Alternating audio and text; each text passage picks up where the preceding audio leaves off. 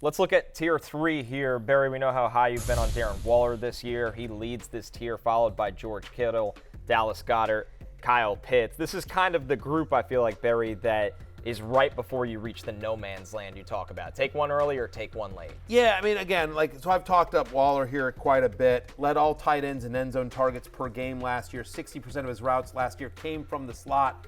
That is where Daniel Jones likes to throw the ball. That is where Brian Daboll likes to call plays. And so Darren Waller, who's so good on crossing routes, I think there's going to be a real connection with him and Daniel Jones. We've already seen it play out a little bit in the preseason games as well.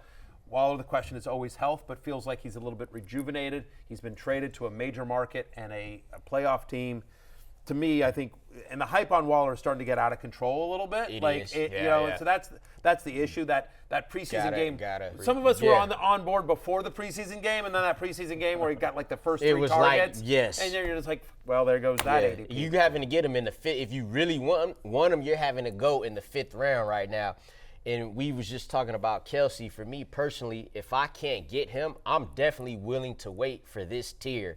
You know, the Darren Waller, George Kittle, Dallas Goedert, and Kyle Pitts. And if in that tier I can't get anybody, I'm punting like it's 4th and 37. I have to have one of these guys give me I'll wait for Dalton Kincaid or something. But this tier, Waller, you really want him now because of that one drive. He's played one drive this preseason. And now you got to get him in the 5th round, and I'm with you there. I don't mind him in the 5th round. That's about as high as I want to go. But I do think a big year is coming for him. I'll tell you two guys that I just don't have a lot of shares of, which is George Kittle. We've talked about him earlier on the show, right there. All the games last year, 7 different ones with Chris McCaffrey, Deebo Samuel, and Brandon Ayuk all active.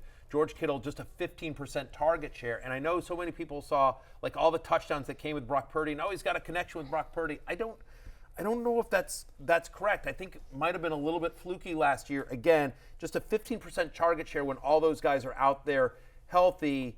Also, we've talked about this. He's a really good blocker. So unlike somebody like Kelsey or Darren Waller, who when they're out there, they're running a route. They're literally just catching passes. Kittle can be used, hey, we need you to be an inline blocker.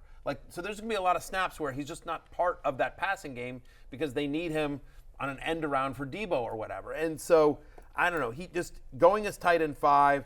He's going at the top of the 6th round on ESPN. He just makes me a little bit nervous.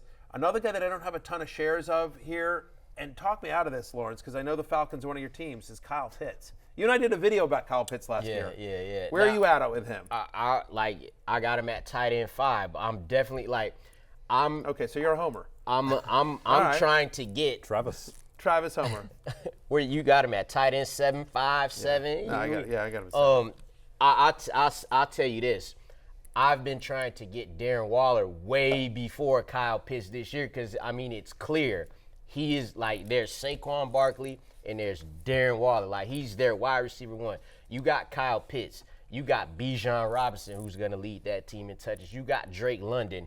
You got a team in Atlanta that's going to be far from leading the league in passing attempts. So, yes, Kyle Pitts will, I expect him to have something that's closer to what he did as a rookie.